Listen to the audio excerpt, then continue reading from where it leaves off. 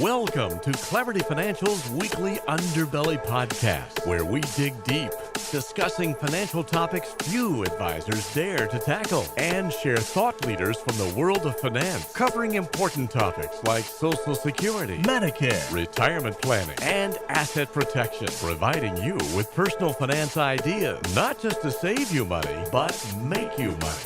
Now, the Underbelly podcast, giving you the edge and arming you with money truth. And welcome to Underbelly, where most brokers and advisors do not want to go. We tackle the tough stuff. Well, we tackle the stuff we hope that's going to make you money, make you a better investor, and just keep your cool. I'm Rich Rosso, Certified Financial Planner, here with Danny Ratliff, Certified Financial Planner. And it's about that time again. Well, the weather's finally changed here in Houston, at least for a couple of days. It's balmy in the low hundreds or so, isn't it? What is it now? We've got fall weather. Everybody's like wearing sweaters and thermal underwear. And it's like 90. My kids were putting sweatpants on and sweatshirts. Like, what are you doing? You're gonna 70 You're gonna be degrees. sweating the hell out of yourself. Well, one of the things we want to tackle with you is the dilemma or the stress, believe it or not, of open enrollment. It's almost that time again. You have another window of opportunity to select your employer benefits options for the upcoming new year. But you know what's funny? Well, maybe not funny, but how do Americans actually feel about open enrollment? So AFLAC has this workforces report. And they do this every year. And what's interesting is that 67% of the 5,000 or so employees that participate in the study described benefit enrollment as complicated, long, or stressful. 83% of the respondents spend less than an hour researching available options. 20% do no research at all. And an overwhelming 92% are what we call, they're on enrollment autopilot. They just go ahead with the same benefits year after year. So I think, Danny, employees, they tend to minimize the importance of employer-provided benefits. They rush through the process to just get through it. Well, Rich, I think you're right. You know, most people think that this is it's same as last year, no big deal. And unfortunately, we've been so trained to focus on the 401k for the benefit aspect of it. Exactly, that's it. We don't focus on these other things. And it's like you and I talk with clients often, every day, about, you know, we're not here just to make you money. And I think the intro mentioned that as well. We're here to save money, protect assets. And there's so many different ways that you can produce additional return outside of wealth management, which is guaranteed. And that's by saving additional assets by making smart decisions. Absolutely. And now AFLAC found, believe it or not, that 55% of workers waste up to, and this goes along with your comment, waste $750 by making mistakes during open enrollment, and they minimize. What the heck was that? Was that the dead cat bounce we're having in the market today? Remember, and I think this is a good rule for everybody to follow. If you just get one tidbit from this podcast, is your first line of defense against financial fragility is the benefits offered to you by your employer. Okay, so November is customarily that month, and I want to talk about what is the greatest issue we have, right? It's health insurance. So interestingly enough, the cost of employer-provided health insurance rose to $20,000 for a family plan in 2018. This is 7 years of increase. So this is from the Kaiser Family Foundation. They are a healthcare think tank. The annual family premiums averaged $19,616, up 5%. So on average, workers contributed $5,500 toward the cost of family coverage. About 152 million Americans rely on employer-sponsored coverage, right? Now, here's the amazing fact. Since 2008, average family premiums have increased 55%. That's twice as fast as workers' earnings and 3 times as fast as inflation. And that's a survey of more than 4,000 employees. So you have to really examine your health insurance options, don't you? Well, you really do. And I think that, I can think of looking at a lot of our clients' plans and looking at my own, with what we have. We have a high deductible, right? And then you have the regular plan, the creme de la creme. But if you do the math, the high deductible, many times, you're going to be you're going to be better off more often than not, unless you have a catastrophic event, correct? Correct. Your employer is going to offer down the road, if you don't have it yet, you're going to have what we call a high deductible plan, and it's going to be coupled with a health savings account. A high deductible healthcare plan is defined by the IRS as one with a deductible of at least $1,350 for an individual, $2,700 for a family. A high deductible plan usually limits total annual out-of-pocket costs to around $6,650 for a single, $13,300 for families. So you're going to have more and more companies that are going to be shifting the burden or the risk of healthcare to you, the employee. So a health savings account attached to a high deductible plan, if you don't like it now, it's coming. So you better look to take that option. And you mentioned it just previously that if you are healthy, say you go to the doctor once or twice a year, it may be beneficial to switch to your employer's high deductible plan offer with maybe let's put it this way. Go to your high deductible plan. Most likely your employer, to encourage you, is giving you a match or adding to your health savings account. I have a friend of mine that's just switched. We talked about it, and he switched over. He goes, Rich, I didn't realize my employer every year puts $500. I said, of course, because it's cutting their costs, right? Yeah. You're pretty healthy. You don't see the doctor.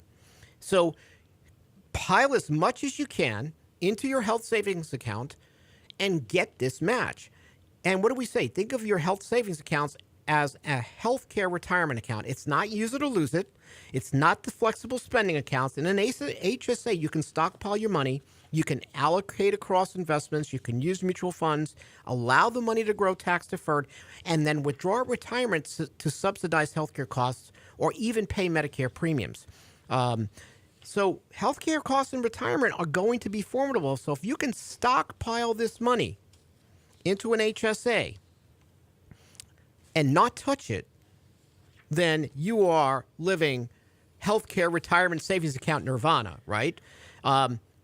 There are documented benefits of fully funding the HSA as a priority, even over your company retirement account, because of the pre-tax growth. That's right. Or tax deferred growth and withdrawn tax free. This is a strong combination. Doesn't exist in any other kinds of savings and investment vehicles. So what do we say at Clarity? What do we advise? Well, one thing that we typically say is fund this first.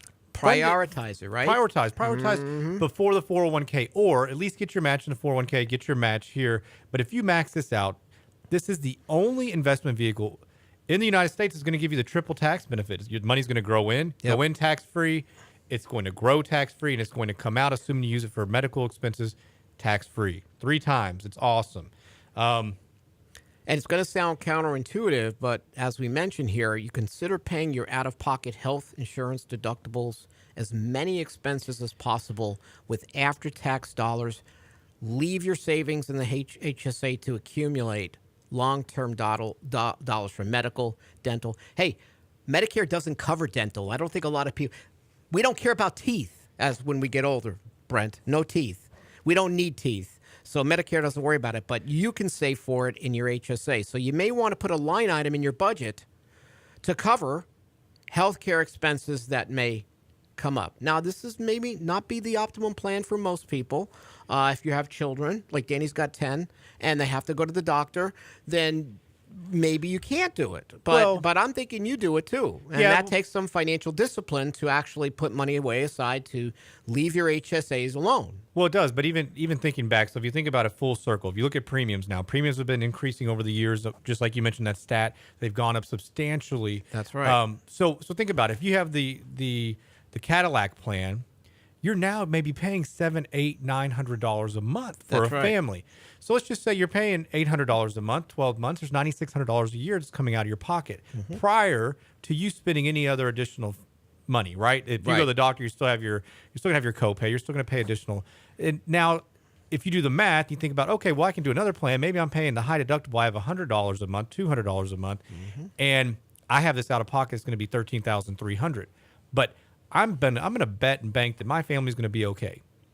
And if they're not, and we have a bad year, well, then guess what? Then we'll switch plans next year. That's right. But you're not spending a whole lot more. And you do have health care coverage. You got to remember that. There's just an out of pocket that you have to deal with. But it's not like you're out there dangling on a rope with no protection underneath. You do have coverage. So the normal stuff that comes up, you most likely can handle, but we feel that we have to be maybe even overprotected. You do. Yes. And you want to protect your family. Of course. But the high deductible plan is going to give you the additional cash flow to hopefully put funds into an HSA. That's going to be a nice benefit there. And hey, there's going to be times that you're going to have to use those funds. But if you can do it right, and you're at a place in life where you can go ahead and let these assets grow, man, it's going to be sweet in retirement. You're going to be very, very happy that you did it. And studies show that the more educated people out there, more well-read, are contributing to HSAs. Says something. Yeah. The other part is you got to understand what your flexible spending accounts. We see a lot of people mix up FSA, HSA. It's easy, but you got to consider your FSA, your flexible spending account, as what? The smaller sibling to the HSA, okay? You can accumulate pre-tax dollars, unfortunately not to the extent of HSAs, and allow tax-free distributions for healthcare, dental, or vision. Now, FSA balances must be used by December 31st of every year. Now, an employer might allow you a grace period, granted, to carry over $500 for a couple of months or so into a new year. However, the general mandate is use it or you're going to lose it by the end of the year. So October, again, I'm sure you might be doing this, Danny, is a good month to assess, hey, what kind of healthcare spending for the new year am I really going to have? And how do I fine-tune my spending? So currently, an employee can sock away about $2,650 annually. That may be used for an individual or family. Now, the sad part is you're not usually offered an FSA and an HSA. Employers might complement an HSA, what we call a limited purpose FSA, and that's where there's some dependent care services and other things. That's a dependent care FSA. But for the most part, you're going to have one or the other. So what do we usually find with FSAs? People are scrambling at the end of the year buying whatever they have to because they don't want to lose it, as opposed to maybe doing some planning up front and fine-tuning. Okay, even if you overspend, at least you didn't leave the money in the FSA, and then you got to wind up buying gosh knows what to utilize the money you got left. You're buying ibuprofen at CVS on December 30th, right? I mean, you're trying to get it done. How many bottles do I have? Yeah. So you're trying to get it out. It's so quick, but it goes back to this where I think the budgeting, you mentioned you started to go down that route, I think, where as a family, you need to have a board meeting. You need to sit down with your spouse and say, okay, here's where assets are, here's where things are going. And then, ideally, your financial advisor or partner should be a part of this as well, because we're going to share different ideas. And, it may be not something that we've actually done, but we talk to a lot of people and see a lot of different people do good, bad, and ugly. And bottom line is we can help you understand the soup of FSA, HSA, and help you fine-tune how to utilize one or the other depending on what you're offered. And I find a lot of people bypass these benefits, even FSA. And I'm like, you're nuts. Well, you have the ability to save pre-tax. You might have... if you have children, especially, you might have braces coming up. There are going to be pre-planned expenses that you're thinking about. You have to have this meeting with your spouse and say, hey, how much are we really going to spend on certain... I understand there's some things that come up emergency-wise, but what actually are these predetermined medical expenses that we know we're going to need to do? Dental visits, whatever it is. We know there are going to be certain things on the schedule, vision care, that you can go ahead and at least really fine-tune down to a couple of bucks what you need to place in your flexible spending account. Yeah, that's exactly right. And it's so smart to do so, because if you don't budget, you don't plan for it, you're just setting yourself up for failure. Now, absolutely. Now, so this is overwhelming, though, because you think about it. I mean, we've already talked about two topics that most people don't have a whole lot of background in. And you may call your human resources and not get a whole lot of information back.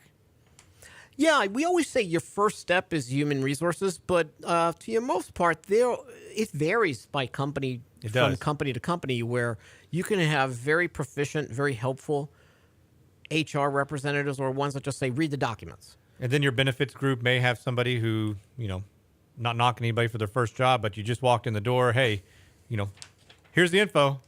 Good luck. That is why, as we go through these steps, you really do need to get your benefits package together and meet with your financial advisor, preferably a fiduciary that will help you go through step by step how to maximize these benefits overall. Now, there is something called the Dependent Care FSA, which is very cool because it's a pre-tax account that may be used to pay or reimburse for services such as child day or dependent adult care services. And employees are eligible to claim who are able to claim like disabled family members, elderly parents, children for tax purposes can take advantage of these. And I notice when there's like a change in a family, like we just had a baby, we have a life event, right? Oh my gosh, I'm taking care of my parents. I have to go to those clients and go, listen, you got to go back to see what kind of health care, what kind of coverage you got at your place. Yeah. Do you have any kind of assistance for dependent care? And they're like, no, I don't have that. I'm like, are you sure? And then I 2 times out of 5, 3 out of 5 times, they're like, Rich, we have a dependent care FSA. I'm like, see, if you just automatically assume, because what do people do? They focus on the healthcare option. That's right. And it overwhelms them. And all the other stuff is just... It's stuff. It's like at Thanksgiving. What am I eating? I got the turkey, but who cares about the rest of the stuff? The rest of the stuff's important. Isn't it? I'm hungry. Well, so I don't like Thanksgiving.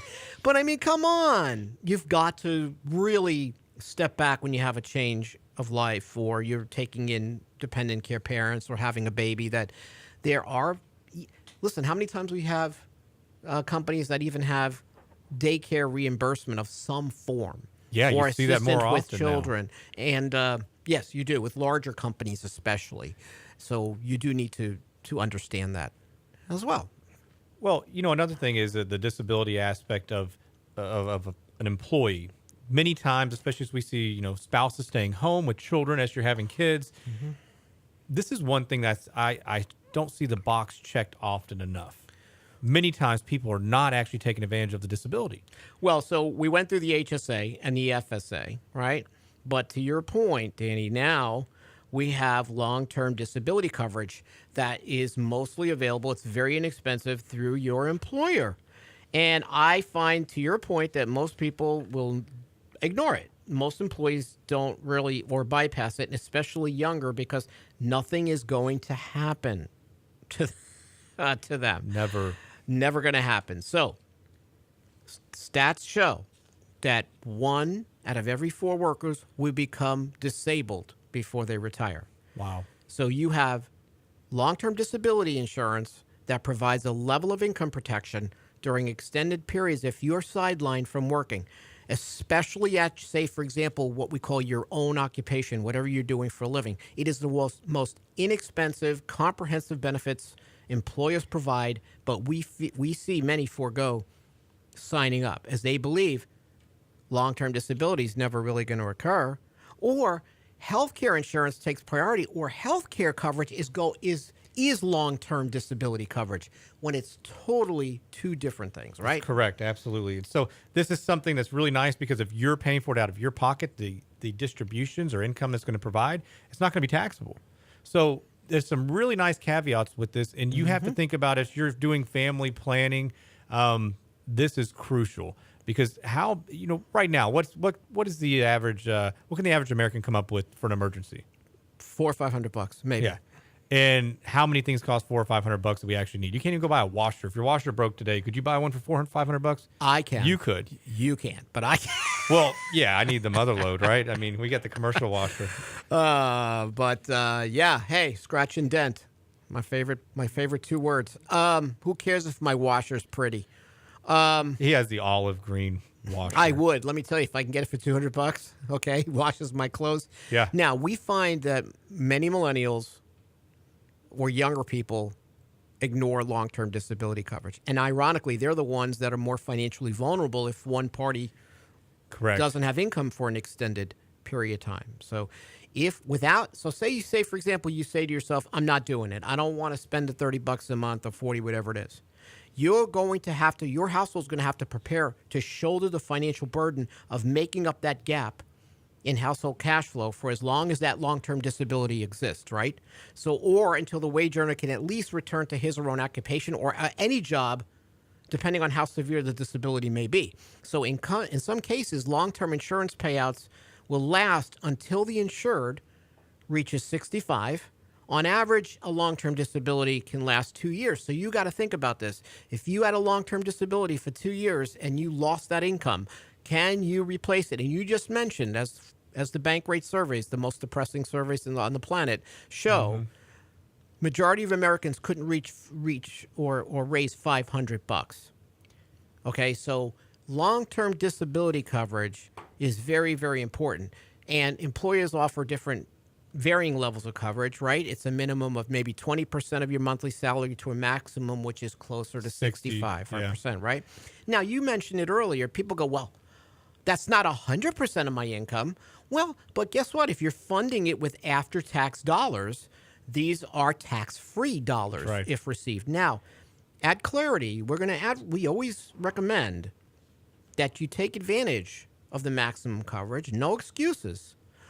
Okay, you have a decade's worth of living expenses in emergency cash, right? You've invested enough for your child's education. There are certain terms that might be available, certain rules you can follow to avoid it, but not many households are going to be in that type of financially solid shape to say, you know what, I can self-insure this part. Yeah. I can take care of it, especially a younger household with children. Well, another downfall of this is that long-term disability, you typically are going to want some short-term disability if it's available. It's not typically We'll talk provided about that. as often. Let's talk about the short-term disability before you get to the long-term disability. So short-term disability is going to cover the window. You have an exclusion period, essentially, where long-term disability is not going to kick in for 90 days. 90 days, and you're going to have a time frame, so 3 months. Now, if you can't meet a $500 expense, my bet is your expenses are way more than that at the moment, right? And you've got to figure out a way to make some money or have something coming in for those following 3 months. Hopefully savings, right? The emergency fund that Rich just mentioned. But that's why we stress the importance of the emergency fund, because that is what it's essentially for. That's your backup plan. Short-term disability is very inexpensive, or many companies just offer it to you. Yeah, because they'll say use your sick days, then you'll breach into short-term disability, and many companies actually will shoulder that cost for you. Correct. Before long-term. So you may not use long-term disability. If you are using it, there's a good reason, and you'd be very, very thankful that you have it. So how do I figure out, Danny? Okay, that, great. Clarity's rule is take it. It's no-brainer. But it might or may not be enough. How do I figure that out?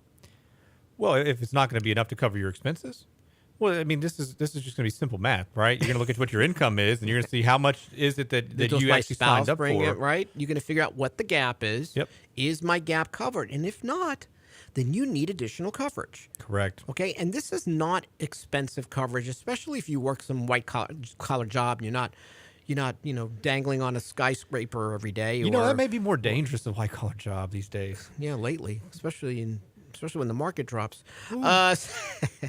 But for the most part, this is not a very expensive coverage. Correct. So you can talk to your advisor if they offer insurance, or your insurance professional to help fill in the gap. How you get there many times is you should be having a comprehensive financial plan done that says, here's your gap. And we've run plans and said with long-term disability from the company, if you max it out, you can actually maybe subsidize the gap. You don't need additional coverage, but there are people that have high living expenses, professional workers and so forth, that do need additional coverage. We had a situation with an attorney, and as part of their association, they were able to get additional coverage from their association that deals with attorneys to cover the gap. We have that with, say, for example, the Financial Planning Association, right? We can offer, right. So there are certain professions that will offer disability coverage at a very affordable rate that can complement your long-term disability coverage that your employer offers, and they both work together to service you. And guess what? Not that expensive per month. Yeah, it's really kind of neat what they've done. It's almost similar to the MEPs, right? The multiple employer plans that they're coming out with now for retirees, Yes. right? So not to get too far off subject, but it's subsidized because many different groups will be involved in it, and hopefully, it's a law of or the numbers, right? Mm-hmm. The numbers game. Absolutely. So we're going to go into a few more of these. Stay awake. What do you mean? This is exhilarating. I like this stuff because, listen, we want to help you make sense of this. Next one is life insurance, all right? Life insurance is customary, say, for employers to offer what? One-time annual salary life insurance is a freebie. Then you're going to have something called accidental death and dismemberment coverage as an add-on to your traditional life insurance that also may be paid 100% by the employer. But I am shocked, especially by many workers, especially those with dependents, who take the bare minimum when it comes to life insurance. Hey, listen, I'm not going to get disabled. What makes you think I'm going to die? Right? So employers are generally going to offer what, Danny? There's going to be a supplemental life insurance, could be up to 4 times annual salary, very inexpensive. You have to provide maybe evidence of insurability on this coverage. So, but once those numbers start getting up there, they're going to require a little bit more documentation, right? Yeah. Evidence of insurability. If you start getting in the much higher ballpark, millions of dollars, you may actually have to take a medical exam. But typically, these group coverage, they're not going to go that route. They're going to exclude that. So it's kind of neat. And the other aspect, one of these things is you don't see, so you do it for you, the employer. And I know I'm kind of hitting home because you started down the path of, okay, you just had a kid. And thinking of this aspect, you just had a child. Now your wife's at home, or maybe they don't make nearly the income that you do. You need to get that type of some type of insurance for them as well if you can cover them, correct? Right. So first of all, you got to determine how much life insurance is required for your circumstances. There's a really good calculator at lifehappens.org. But better yet, you establish a meeting with your financial partner and determine what your family requires. But you just brought it up. Life insurance decisions tend to be made in a vacuum. So if you might do a very good job purchasing insurance on yourself, but you don't consider the impact to a household with the loss of a dependent spouse at all. Yeah. So now, some policies, some companies offer dependent life insurance coverage, and that's mandatory to mitigate the risk of losing a spouse, but it's usually not enough. So that absolutely is true. So salary.com is a hub of all different salaries for all different jobs and careers. Their 19th annual Mom Salary Survey. Listen to this, Mrs. Ratliff. A stay-at-home mom commands annual compensation. You want to guess? Oh, don't go there. I know where you're going. I know where you're going. This is a good one. $162,581. That's up $5,000 from 2017. So for couples with young children who do not have the financial resources to, say, hire a live-in caregiver, you're going to have additional life insurance coverage to mitigate the risk of losing a dependent spouse as long as children require assistance. But it's forgotten. Yeah. You know what Mrs. Ratliff would say about that number? That's not enough. You're darn right. Hey, Rich, does that probably salary not. Survey, does it scale it up as per the number of kids that you have? Yeah. No, it doesn't. Really? Just stay at home and so forth. But again, the inflation rate on that is Hey, don't give me that look. astounding. No, that's why Mrs. Ratliff's going to say, I need that multiply that by 10, carry the 4. You can't afford the insurance on me, buddy. Oh, I can't. I really can't. But Well, she is irreplaceable. she really She is. is. I love her. She is. She's the best. She is the best. She really is irreplaceable. I believe that. She certainly is. Well, let me ask you this. What's the common pitfall with this law? What's the common pitfall when it comes to life insurance from your employer? Like, what's the biggest risk you have? I mean, it's cheap.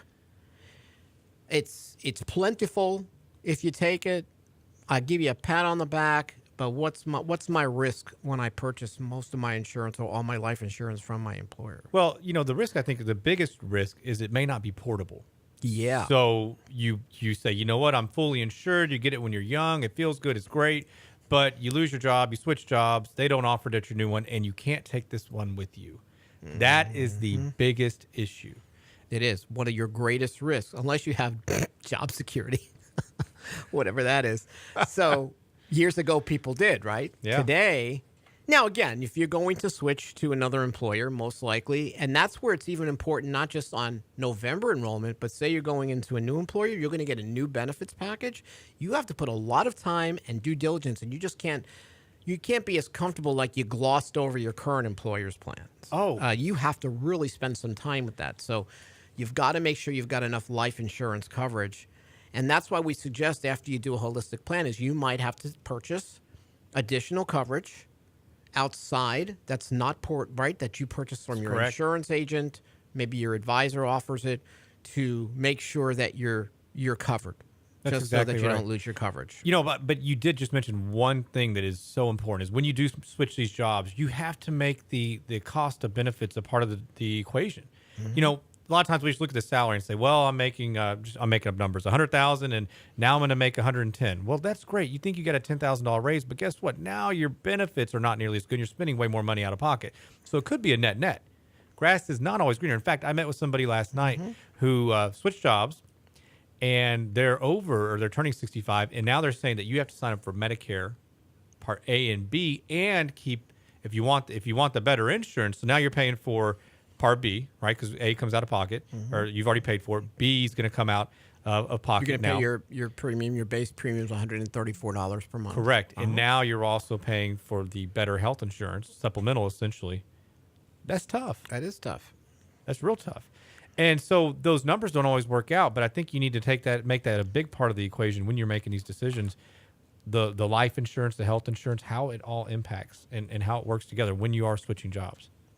Now, your retirement plan, it's possible your company retirement plan falls short. No match, limited choices. We see that a lot. It is what it is.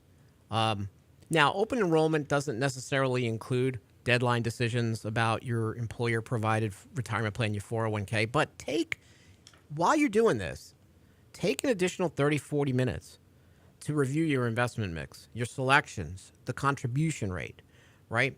So this is a side note, but MetLife's 2008 employee trend survey, 70% of employees would be interested in converting some or all of their retirement savings into lifetime income. All right, so unfortunately, we don't have that option. And as we go through Underbelly, we're going to have some incredible guests that are going to talk about retirement solutions, things to shore up or provide better choices in 401ks, better retirement plans for the masses. But most employers offer 401ks, right? In the old days, you had pensions and it was all great. But today, you're going to have your 401k and investment selections. So what are you going to get? What are you going to be offered? What are you going to look for here? Say if I'm going to do my retirement plan review at the time I'm taking or looking at my benefits, which I think is you're in the groove, right? I'm in the groove of looking at my life insurance, my health care expenses. This may be, instead of putting money into my 401k, which I call the black hole because no one ever looks at it again, or looks at the choices again. They never rebalance or anything like that. Now I'm saying, okay, I've done this. I feel great. Now it's time for me to figure out how I'm invested, what my returns look like. Can I boost my contribution rate for 2019 instead of putting in 10%? Can I do 12? Is that going to hurt me? Those are the kinds of decisions that you want to make. But your choices most likely are going to be limited to what we call target date mutual funds. Yeah, and those are typically going to be the default funds. They're going to look at your age and say, hey, this is where you go. If you don't select something, you're likely to go in an age-based fund based on when they anticipate you to retire. So, we've discussed this in depth on the radio show in the past, and everyone I think here has probably written an article on a target date fund. Sure.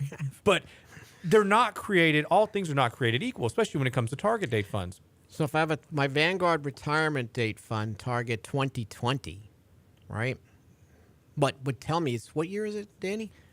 It goes by so fast. Almost 2019. Okay. 2 more months. So I'm thinking, okay, this should be pretty conservative. Yeah. If I'm going to have a 2020 fund, I should have more bonds, more cash. But what people have to realize, this is not a maturity date, which is part, I think, of the confusion of a target date fund, right? The target never really gets reached. The fund doesn't go away.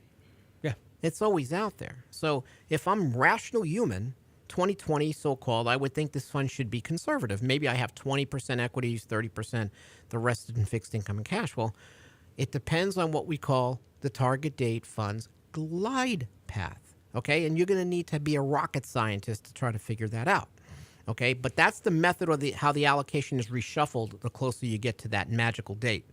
So every fund group you have, I don't care if it's Fidelity, Vanguard, Schwab, whatever it is, they all have a different philosophy. So you got to read the fine print. So I will tell you, just to give you an interesting side note before we give you an idea of how to make a decision on this. The Vanguard fund, the 2020, takes 7 years after 2020 to shift from a 60-40 stock bond mix to a 30-70 bond mix. So it's a 2027 fund. It's not a 2020 fund, right? That market always goes up, though. What does it matter? I mean, oh, yeah, I get that. So what should I do, Danny? I mean, the market's at 34 times earnings. We obviously going to have, as rates go higher, we're going to have volatility return back to the markets. This is something, we pulled some interesting tidbit from JP Morgan does a really good job with their guides to markets. But isn't the 3 to 5, 6% pullbacks per year their par for the course? How many of those do we get? Yeah, so if you look back, intra-year drops typically average 13.8%.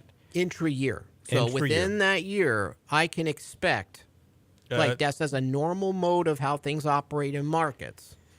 Now, so here's the kicker, right, is that most of these places, it is funny. You can tell, if you turn on CNBC, most of the time, you can tell who's a fiduciary and who's not.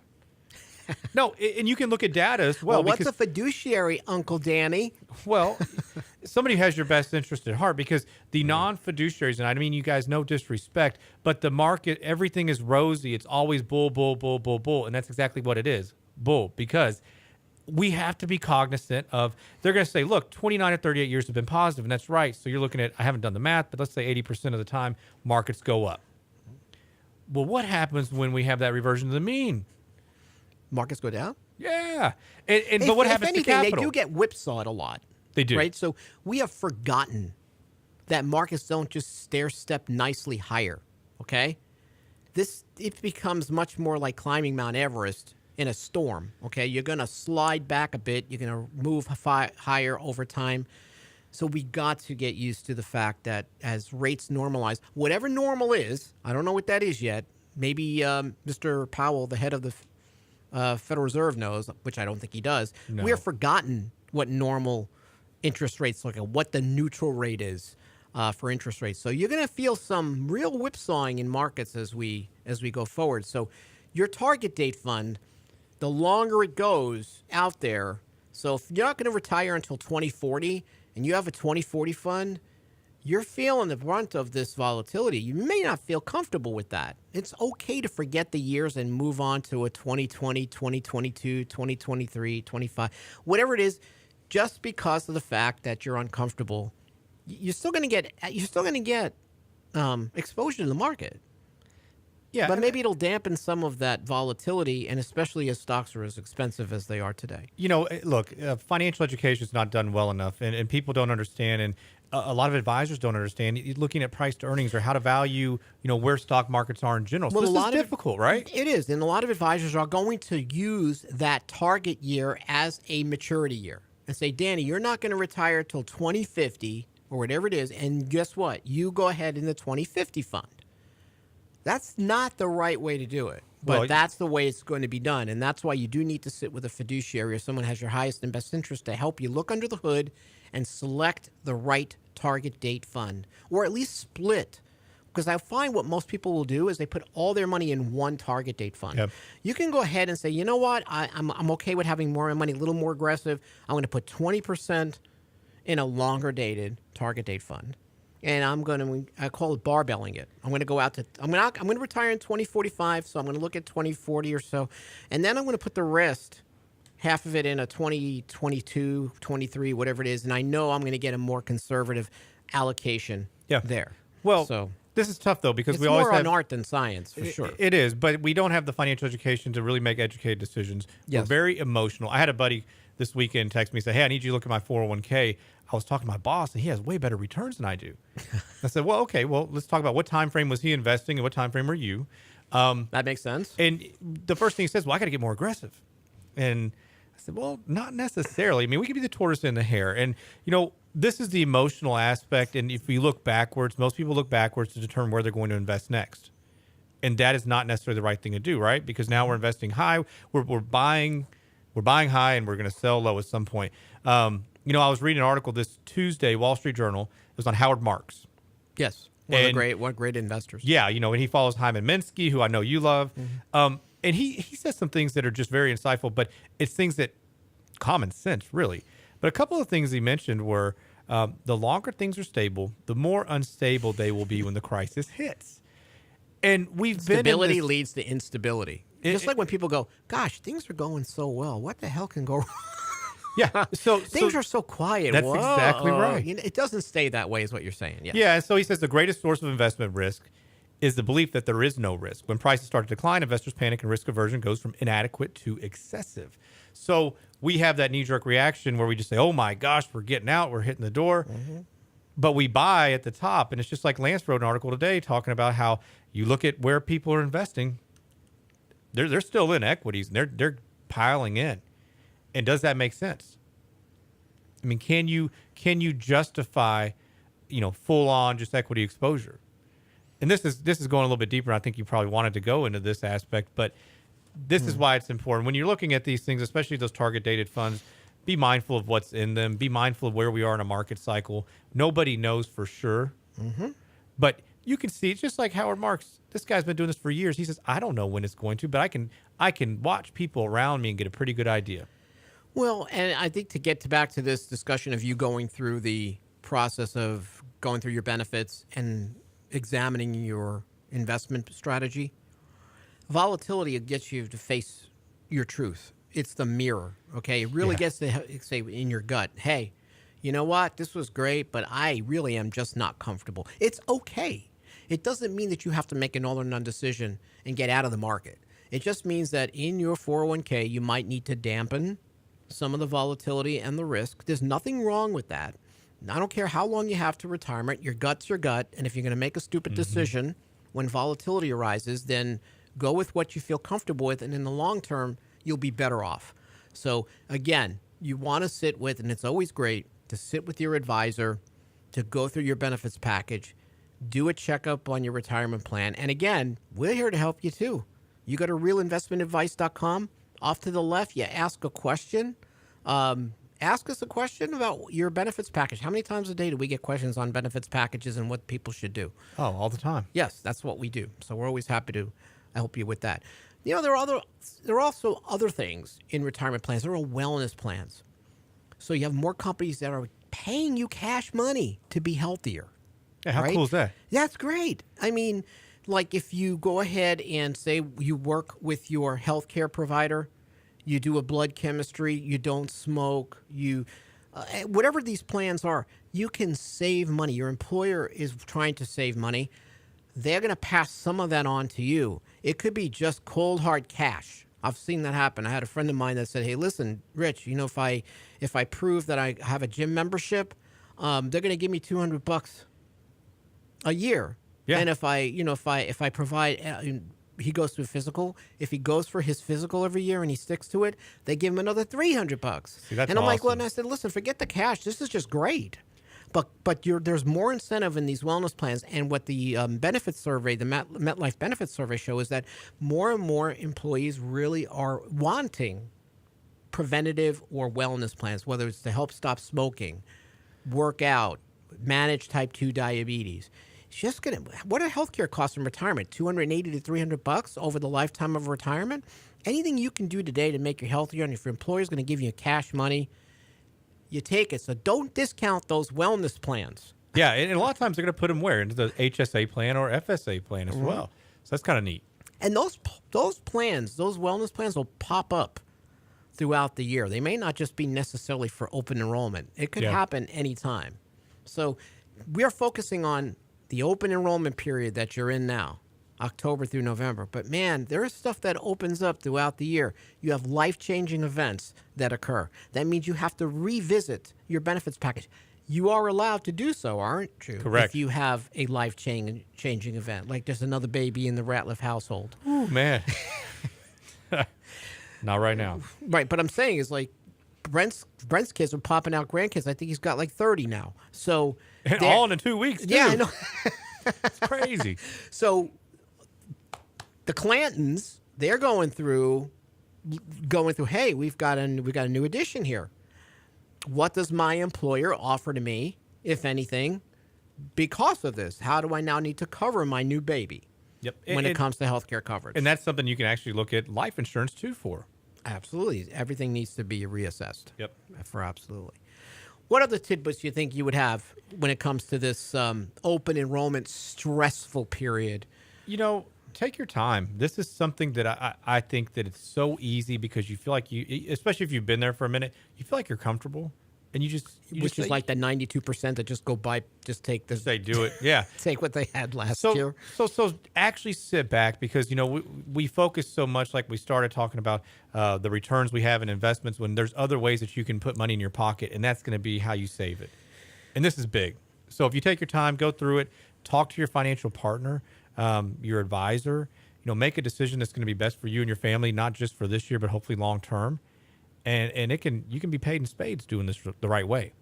Well, and what I suggest is make believe when you get that benefits package that this is the first time working for the company. Yeah. Oh, this yeah. is make believe this is a new employer for you, and you're starting from scratch. Go in with new eyes. And I have people that do that and go, "Gosh, I missed this benefit from last year. I didn't realize we had that." Mm-hmm. So have that type of investigative sense you would like if you're going in new. And you would be surprised because we get this tunnel vision. We only focus on certain things and we bypass everything else around us. How many times does that happen to you? It happens to me a lot. Oh, yeah, and I have to easy. step back and go, how the hell did I not see this? Go in with new eyes. You might be surprised. Yeah, I think you're exactly right. And do the math. Do the actual math. How much is going to cost you? Do math different now? ways. I don't want to do math on the weekends. You got to do it. Oh, my goodness. So that's all we got on the Underbelly podcast. Now, again, we have got some incredible guests coming up in the next couple of weeks. We have Tom Dixon. We have Tom is going to talk about, there are a lot of myths around reverse mortgages, right? And reverse mortgages might be able to save you from a retirement income perspective, okay? We're here to bust a lot of myths. We have savingsforcollege.com talking about how do you get some money from your FAFSA? How many people do not fill out FAFSA when it comes to college? Way too many. Way too many. So again, Underbelly, we're here to scratch and get to those topics that most don't. We hope you enjoyed it. I'm Rich Rosso and Danny Ratliff. Have a good weekend.